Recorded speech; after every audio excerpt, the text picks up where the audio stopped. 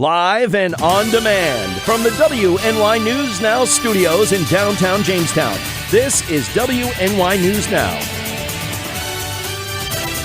And thanks for joining us for WNY News Now on this wet and rainy Wednesday. I'm Justin Gould. And I'm Matt Hummel. Happening now, Jamestown police have confirmed that a shooting occurred last evening. We'll have the details. Plus, Congressman Tom Reed, he responds to President Trump's annual State of the Union address. But first, we get a check of our forecast. Chief Forecaster Dakota Hunter is live in the First Defense Weather Center. Hey, Dakota. Hey, Jay and Matt, and happy Wednesday out there, everybody. And it is very wet, and we did have some freezing rain earlier. This is the live look at the Mill Creek Mall Sky Vision camera. You can see here the raindrops falling here. Look at the temperature at 33 degrees, hovering right around freezing. And the rain accumulation here at the camera is over 1/10 of an inch. So far, that's a 24-hour rainfall total. And again, it has been raining throughout the morning. We'll take a look at that on First Defense Doppler, and you can see the bulk of the freezing rain has been north of here. There's a big temperature contrast from south to north. It's been more in the lower 30s this morning across the southern tier and into the 20s farther northward. So that's the reason why there's more freezing rain. There may be a little bit of mixed precipitation getting into Erie, PA right now, but the more heavier icing problems are remaining north of here. Thank goodness. Now we'll take a look at the watches and warnings on the main graphic system, and we will take a look at this. So a winter weather advisory does remain in effect for all of Western New York for the southern tier. It expires at 4 p.m. this afternoon. Wouldn't be surprised if they X this a couple hours early because we're starting to get into all rain here, but there may be a few patches of slick spots out there because we did have a little bit of freezing rain this morning, but not a big deal. You can see the chances of precip will dip off as we go throughout the end of the week, and it'll be a mainly dry weekend, but chilly at that. So temperatures today will hover into the 40s today. This is above average. We should be near 33 this time of the year with rain showers aplenty to go around. We'll time out the remainder of the rain, plus how cool will it get over the weekend with that 7-day in just a couple of minutes. J-Map. Alrighty, Dakota, thank you. Police have confirmed that 2 shots were fired during a drive-by shooting last night on Hazard Street near Axtell Street here in the city of Jamestown. Jamestown Police Captain Robert Samuelson tells us that no one was injured in the incident, and furthermore, Samuelson says that there are currently no suspect. He adds that the officers who responded believe that 2 vehicles were involved and that the shots were fired from one vehicle to another.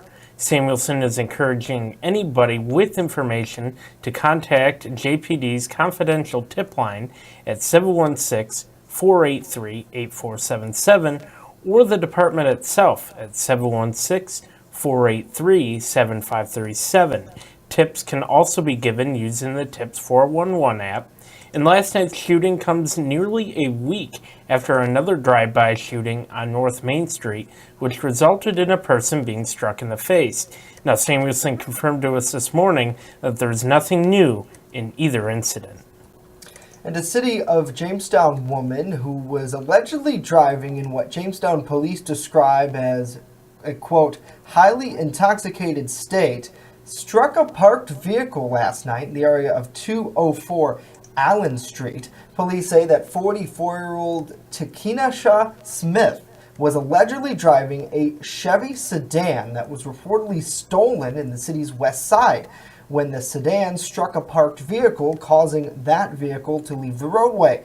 Smith allegedly fled the scene of the accident but was located at a nearby Allen Street residence. She was taken to City of Jamestown Jail to await a number of charges and the arraignment on those charges. The Chautauqua County Sheriff's Office, meanwhile, reports that a Jamestown woman was allegedly under the influence of methamphetamine while entering the public front lobby of the South County office building here in Jamestown yesterday. 27-year-old Tiffany Walsh also allegedly possessed a quantity of methamphetamine. Walsh was issued 2 appearance tickets for Jamestown City Court to answer charges of 7th-degree criminal possession of a controlled substance and appearing in public under the influence of a narcotic. She was released without incident.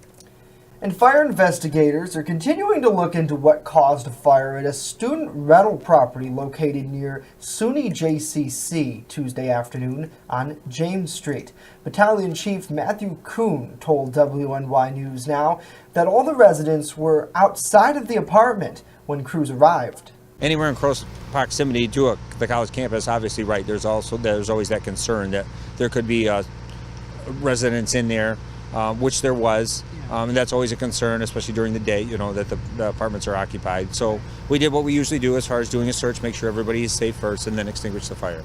Now, Kuhn said the Red Cross and Jamestown Community College are assisting those affected by that fire.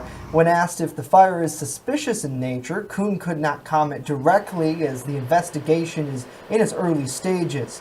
Kuhn said, thankfully, no one was hurt in that incident.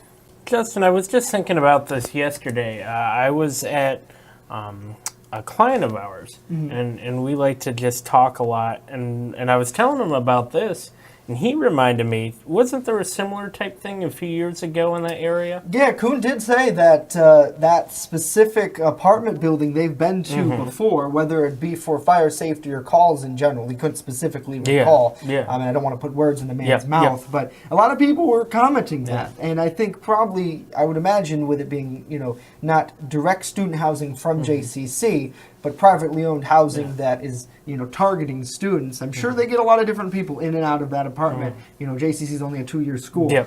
So certainly different tenants and probably younger tenants as well who maybe, don't necessarily have the same safety or they do follow safety rules, but they're younger, and maybe they forget to leave a candle, or this could be their first time out of the house. So thankfully, no one was hurt. Of course, they're going to continue to probe that and see specifically what caused, but lots of smoke and water damage, and I'm sure that's scary for the students. So, our thoughts and prayers are with them because being, especially if you're from, say, outside the area, I know a lot of people from New York City come to JCC to kind of get a different taste of life in a smaller town.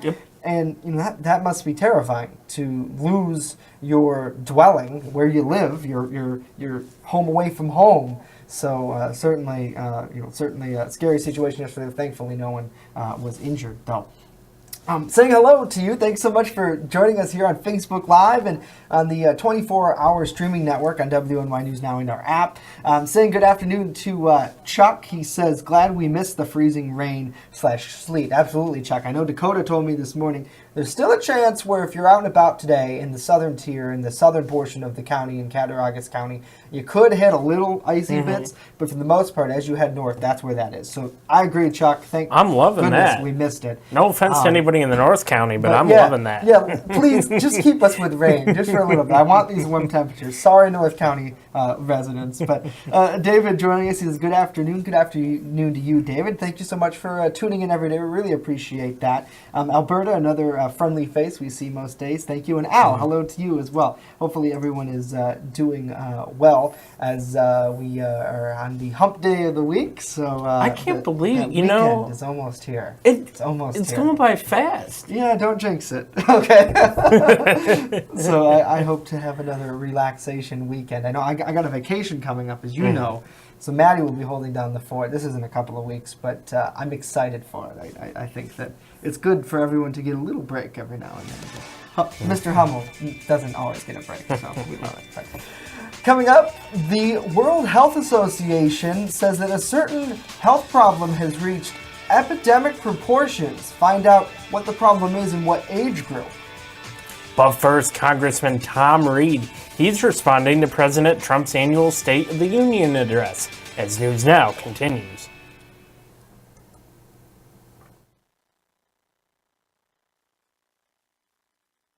EagleZip.com is your local one-stop shop for all of your home and business computer needs. Located on Fluvan Avenue Extension, just outside of Jamestown, EagleZip.com sells and services all brands of desktops and laptops, as well as servers and network equipment for your business. All new computer sales include transferring your data from your old computer plus a 2-year warranty. Call EagleZip.com today. Stop by EagleZip.com today and let us make computers easy for you. You're watching WNY News Now, your source for breaking news. Members of Congress, the state of our union is strong.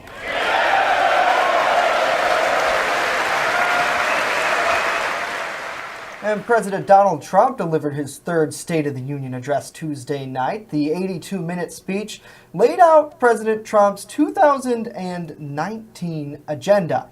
Now, in a video responding to President Donald Trump's State of the Union address, Congressman Tom Reed said he was happy to see unity at times in the House chamber. What I also saw on display in the chambers, there's nothing wrong with being a proud Democrat or proud Republican. But at the end of the day, there was a lot of commonality there. Yes. We stood up with unity. I thought when he focused on how all the women got elected and people were screaming USA, which to me was... And recognized that Republicans and Democrats recognized that historic moment of most women ever served in Congress, and it was President Trump who stated that. So that was good, and I think that hopefully gives us a foundation about moving forward. But like you said, this is a State of the Union. It's a speech. I know you and I are committed to it, and our fellow Problem Solver caucus members are committed to it. I just hope our fellow legislators are also committed to enough is enough. Put the extremism, put the partisan. Exactly. It takes hard work, as we know, it takes hard work. And it takes sometimes not getting everything you want. And we all in that chamber have to accept the fact that the key is to keep working together and to make sure we keep fighting to get the things done that I know matter to both of us, and where we've been able to find that common ground. So hopefully we can do it. Reed said that he hopes going forward the conversation can continue between both Democrats and Republicans, something Reed has stressed as one of his highlights of the Problem Solvers caucus he's a part of. In Trump's plan for 2019, he continued to preach for an immigration deal that he said we must have a border wall. Now, if Congress doesn't reach a deal by next Friday or the president doesn't declare a national emergency to build that wall, the government shutdown could continue for the second time this year. The president also touched on bipartisan topics such as infrastructure, cutting the cost of prescription drugs, and ending HIV in the United States.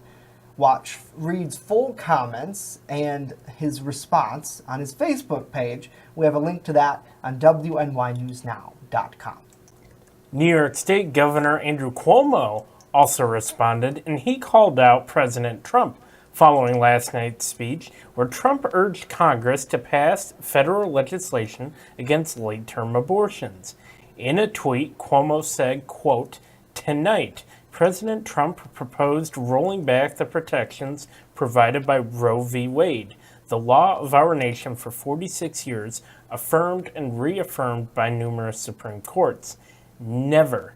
New York has a message to those who spread lies and fear to control women's reproductive health decisions. Not going to happen. Not now. Not ever." End quote. Trump called out New York State for passing legislation that the president says would allow a baby to be ripped from the mother's womb moments after birth. And then we had the case of the governor of Virginia, where he stated he would execute a baby after birth. To defend the dignity of every person, I am asking Congress to pass legislation to prohibit the late-term abortion of children who can feel pain in the mother's womb.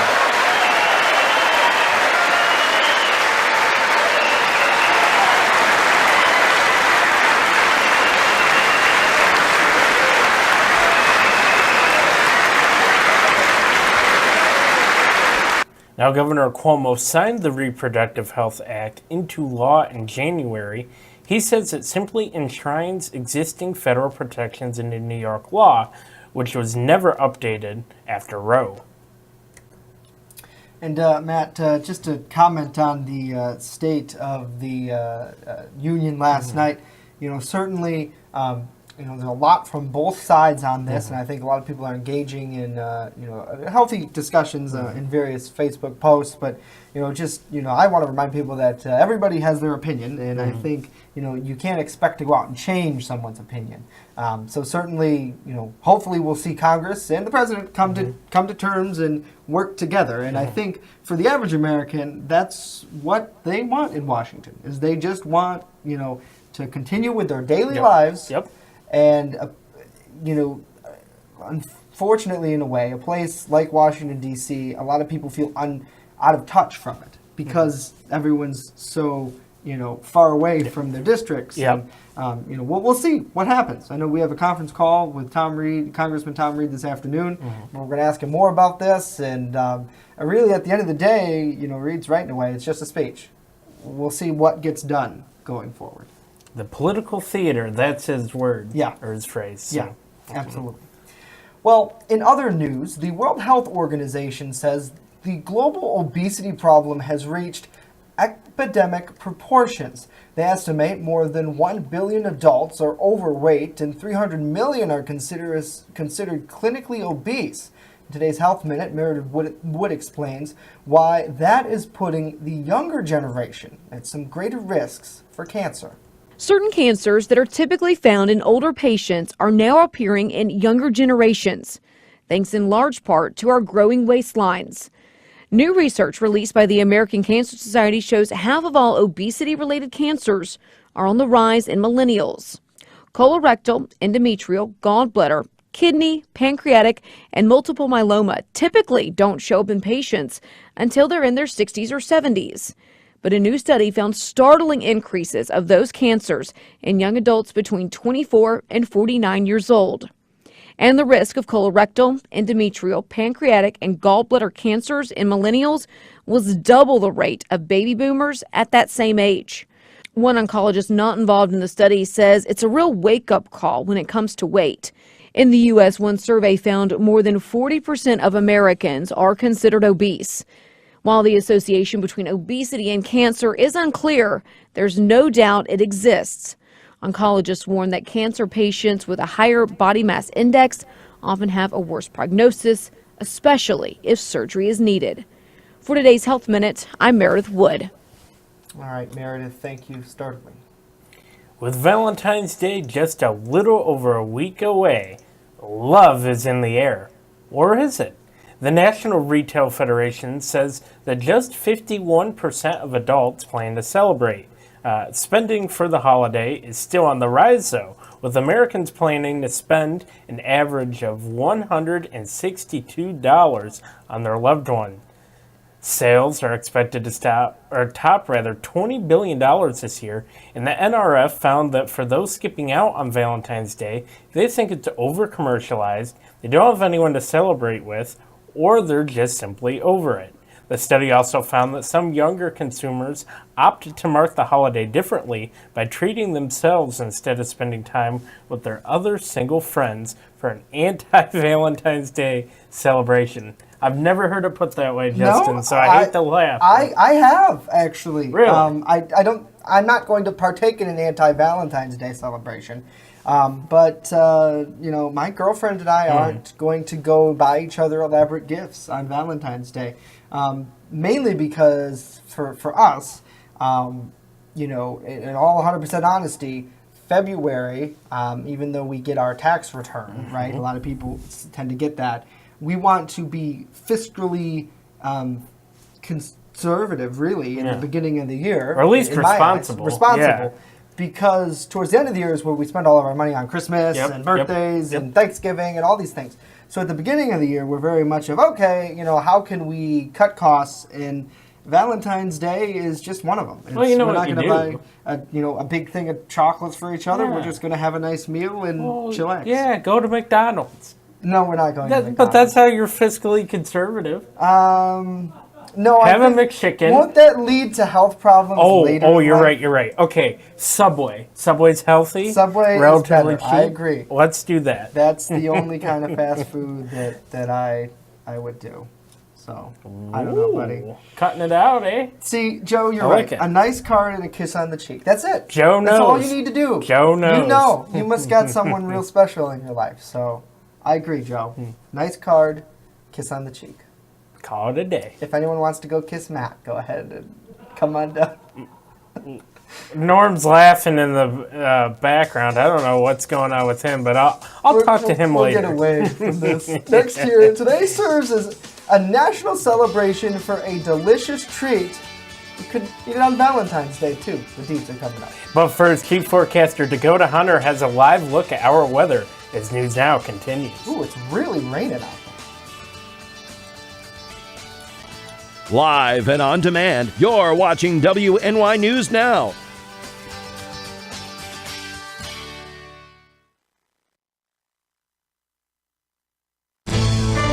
With coverage that matters, this is WNY News Now.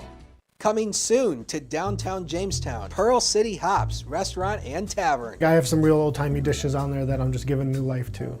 Like there's a shepherd's pie on there that's gonna have some bison in it, you know, real thick hearty gravy. Then I'm also doing beer flights. We're pairing it with a set of sliders, a set of tacos, and a set of mini rolls. So everything's gonna have its own pair, so you can get a taste of a little bit of everything and all the beers. We don't want to be known as the restaurant in the hotel. We want to be known as Pearl City Hops. First Defense Weather, the Southern Tier's only live and local weather source. Now, here's Chief Forecaster Dakota Hunter. She's talking about cards and candy and kissing Matt. Goodness. It's a good thing I stay in my office, otherwise we'd be off the air. 48 degrees was the official high yesterday. 30 was the low this morning. So again, this is above average. We should be again near 33 degrees this time of the year. Man, it felt nice, but we've got still rain that is falling out there. HD News Now, Cam, you can see the raindrops on the camera lens falling as well. The temperature, it's up to 44 right now, and with that south wind of 8, and the wind chill is only a mere 39 degrees. So this is above average for this time of the year. We're going to have one more day of it, so enjoy it while you can. Next big thing is obviously the freezing rain that has been falling. Now this is near the Buffalo metro area, and I told you earlier that is exactly where the heavier amounts of the icing will be, because there's a huge temperature contrast here. I will put this in a time lapse over the past few hours. You can see how it's been shifting between rain, snow, and then the freezing rain. But as you work your way down to the south, it's actually near the state line. It's actually been all rain. You can see that here. We've had just a few little pockets of freezing rain move through, but otherwise it's been all rain down in the southern tier. And because there's a huge temperature contrast that is basically relating to the freezing rain north, rain to the south. So winter weather advisories do stay in place until 4 p.m. for the southern tier. Wouldn't be a bit surprised if the Weather Service X this a couple hours early, because again, most of the freezing rain is to the north of here. And this is what I mean by a temperature contrast. These are the current temperatures. It's 44 in Jamestown, but just look at that. It's 32 in Dunkirk at freezing, 31 Buffalo. So there's a huge temperature contrast against the area, and that is why there's freezing rain to the north, not to the south, because of the temperature. So again, the icing will continue northward, mainly through the early afternoon. Everybody will see plain rain for the late afternoon hours. It'll all transition to rain as temperatures move above freezing. We'll have one more day of warmth. That is tomorrow, when we'll be into the 50s, but it becomes colder and breezy once again as we head into Friday. So we'll show this to you here on FutureScan. This is our high-resolution exclusive computer model data, and you can see here it's showing that freezing rain mainly to the north. And then this is early this afternoon. Everybody's getting in on the rain. And then it looks like as we go throughout the evening hours, the rain will start to taper off throughout the overnight. We may catch a few little more scattered rain showers for the overnight. Otherwise, it'll be dry going into early tomorrow morning. Maybe just a few scattered rain showers for tomorrow, and that's it. So in terms of the overall rain accumulation, not a whole lot here. We're looking at anywhere from about a few hundredths here, maybe around half an inch around Jamestown. So again, not a huge amount of rainfall. That's the good news. But again, this is the bigger problem. This is the ice accumulation. And again, this is what we can expect. Anything over a quarter of an inch is a big deal, because that's when it brings down trees and power lines, and then you're going to have an issue. So again, you can see here the heavier amounts of icing well to the north, not to the south. So again, we really missed out on this freezing rain, which is the good news, because freezing rain is the worst of all the winter weather elements, because it's very slippery. Zone by zone, we'll start at the eastern areas first. Temperatures will be into the 40s this afternoon with rain showers, a mild day. Again, any patches of freezing rain will be mainly north, especially here at the Lake Erie shoreline. The farther north you go, the better chance you have for seeing freezing rain early this afternoon. Your 7 days on the screen. 53 tomorrow. Enjoy that, because we go back down into the 30s with a cold northwest wind. Turns breezy, and temperatures go down to the 20s for the weekend, but we do bring in a chance for a few snow showers early next week, but that's around average for this time of the year. Sports is next. Don't go away.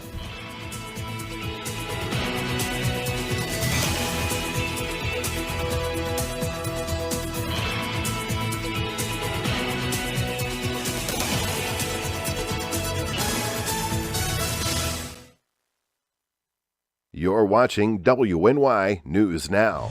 where coverage comes first.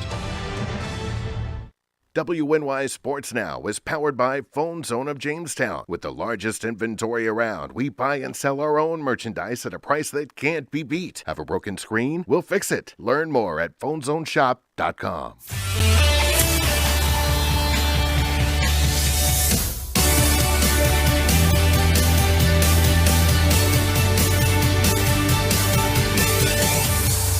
Happy Hump Day, sports fans, and welcome back to WNY News Now. I'm Norm Rodriguez with a look at sports. Tonight, both the men's and women's JCC Jayhawk basketball teams will be hosting Genesee Community College, which will be conference showdowns. The Lady Jayhawks are on a 3-game losing streak. Meanwhile, the men's team won their last game 73-68 against Monroe Community College last Saturday. Jump ball for the women's game will be at 5:30. The men's game will start at 7:30. It did take a shootout. However, the Buffalo Sabres survived and defeated the Minnesota Wild 5-4 on Tuesday night. 4 different Sabres scored a goal. Sabres captain Jack Eichel tallied a pair of assists. Sam Reinhart would score the only goal in the shootout by either team. In a losing effort, defenseman Jared Spurgeon scored a pair of goals for the Wild. Buffalo will be back in action tomorrow night at 7 o'clock at home against the Carolina Hurricanes. Starting tomorrow, the PGA Tour will have another tournament taking place, the AT&T Pebble Beach Pro-Am. This tournament will begin in Pebble Beach, California, and will go from February 7th until February 10th. First tee time will be at 11 a.m. A slot of a dozen competitors will start. The other tee times will range from 11 a.m. to 1:12 p.m. The purse in this tournament is $7.6 million. Justin and Matt, back to you. Alrighty, Norm, thank you so much. It's a sweet treat that's a tasty alternative to ice cream, and it has a day of its own. Guess what, gentlemen? Today is National Frozen Yogurt Day. Yay! Woo! You seem thrilled, Dakota. I'm more of a fan of ice cream or custard myself. I love froyo. Go ahead and continue. So here's the history. The H.P. Hood Dairy Company is credited with creating the first commercially successful frozen yogurt back in 1970. But frozen yogurt really took off a decade later when a chain called TCBY started selling the treat in a soft serve variety rather than in scoops or popsicles. And frozen yogurt still remains popular. According to Mental Floss, nearly $195 million in frozen yogurt was sold in 2012. So when you compare that to 1986, sales were just at $25 million. Now, gentlemen here, thinking about that though, I mean, $25 million back in 86? And compared to today. Compared to today, it's a lot, but think about it, $26 million back then. Right. They're still transitioning out of the gold standard. Right. So that's still... I'm so glad you could find economics and make it connect. I mean, it's very good. Mr. Proper, I miss you. I never really did that well with economics. Government history, yes, but economics. I did very well in economics in high school. Yeah. I mean, if you're good at math, you're probably good at economics. I had the best teacher, though. I had the best teacher. Anybody who went to JHS will tell you the best government and economics teacher is Mr. Dulce. Like the Tony Dulce, right? Tony Dulce, yes, who was on City Council. Nice. Yeah. Yes. So because his class was literally just you sat in, he took attendance. About half the class was watching videos from CNN, MSNBC, all those sites. Right, trying to get he would, political and he would stand in front of his podium for 10 minutes, lecture something, and then the rest of the class was yours to do your homework. Really? Best class ever. If you failed Mr. Dulce's government and economics class, you didn't show up. Speaking of showing up, let's take a look at the spring countdown. 42 more days to go. Of course, it feeling like spring, but we all know winter will make a stark return around here before we know it. And to take a look at the 7-day here, 53 tomorrow, few more rain showers, but then temperatures fall back down into the 20s for the weekend. At least it will be partly sunny. That's the good news. But we go to around average early next week. A few more snow showers. And of course, Forecast available anytime, WNYNewsNow.com/weather, or on the new WNY News Now app for iPhone and Android. Go and get yours today. Yes, download it Yes. because it is really, really, really nice. Very nice. Get latest breaking news on that. Gentlemen, thank you so much. That's it for us today. We're back tomorrow. Have a great day.